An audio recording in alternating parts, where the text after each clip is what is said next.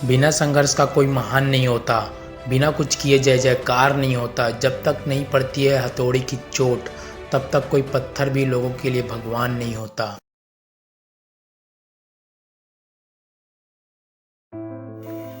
एक गुरु और शिष्य जंगल से होते हुए अपने गांव जा रहे होते हैं। अंधेरा काफ़ी हो चुका था। शिष्य ने अपने गुरु से वहाँ कहता है कि गुरुजी काफ़ी रात हो चुकी है, अगर आप कहें तो आज की रात यहीं आसपास के किसी गांव में गुजार लें। गुरुजी ने अपना सर हिलाया और वो आसपास के वहाँ गांव में एक छोटे से घर के पास जाकर रुक गए। अब जैसे ही वहाँ गए तो गुरुजी के वहाँ शिष्य ने दरवाज़ा खटखटाया। उस घर से एक गरीब आदमी बाहर आया तो गुरुजी ने वहाँ बोला, हम अपने गांव जा रहे थे लेकिन काफ़ी रात होने की वजह से हमें इस गांव में वहाँ रुकने को सोचा है, क्या हम आज रात के आपके यहाँ रुक सकते हैं? गरीब आदमी, हाँ क्यों नहीं, आप दोनों अंदर आ जाइए। अब जैसे ही गुरुजी अंदर गए उन्होंने वहाँ देखा कि उस आदमी के घर में वहाँ बहुत ही ज़्यादा गरीबी थी। गुरुजी ने वहाँ उससे पूछा कि आप क्या काम करते हो? वह गरीब आदमी बोला कि मेरे पास बहुत सारी ज़मीन है। तो गुरुजी ने बोला कि अगर तुम्हारे पास बहुत सारी ज़मीन है तो वहाँ इस तरह से वहाँ क्यों रह रहे हो? वहाँ आदमी बोला, यह किसी काम की नहीं है। गांव वाले बोलते हैं कि ये बंजर ज़मीन है, यहाँ पर कुछ भी नहीं उगाई जा सकती है और वह फसल वहाँ उगाना बहुत बड़ी बेवकूफ़ी है।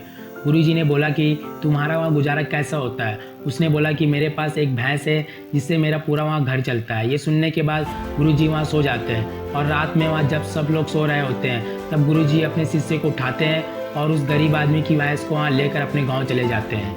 उसी बात को तकरीबन 10 साल गुजर जाती है और जो गुरु का शिष्य था वह बहुत ही बड़ा वहाँ गुरु बन चुका था।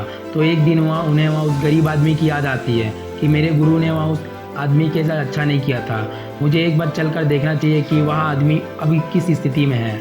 वह शिष्य उस गांव की तरफ जाता है और वहाँ जैसे ही पहुँच जाता है तो वहाँ देखता है कि जहाँ पर वहाँ उस गरीब आदमी का वहाँ झोपड़ी था वहाँ पर एक बड़ी ही आलीशान महल बन चुका था।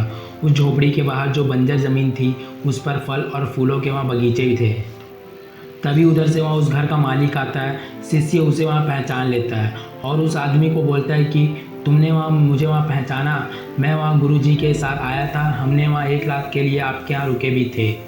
वहाँ आदमी उसे पहचान लेता है और बोलता है कि उस रात आप कहाँ चले गए थे? उस रात के वहाँ बाद ही मेरी भैंस कहीं चली गई थी, मेरे पास कोई रास्ता नहीं था तो मैंने अपनी ज़मीन पर मेहनत की और फसल निकाल आई और वहाँ आज मैं वहाँ इस गांव का सबसे बड़ा अमीर व्यक्ति हूँ। ये सुनने के बाद शिष्य के आंखों में वहाँ अपनी गुरुजी के लिए आंसू आ गए और उसे वहाँ ये बात वहाँ समझ आई और वह रोने लगा। इस कहानी से आपको यह सीख मिली होगी कि आपके अंदर भी कुछ ना कुछ ऐसा कोई टैलेंट होता है जिसमें आप कोई ना माहिर होंगे, उसे पहले पहचानो जिससे सफलता आपके पैरों पर होगी। अगर आपको यह वीडियो बिल्कुल भी वैल्यूबल लगी हो तो please like and share and subscribe करिए। Thank you. जय हिंद, जय भारत।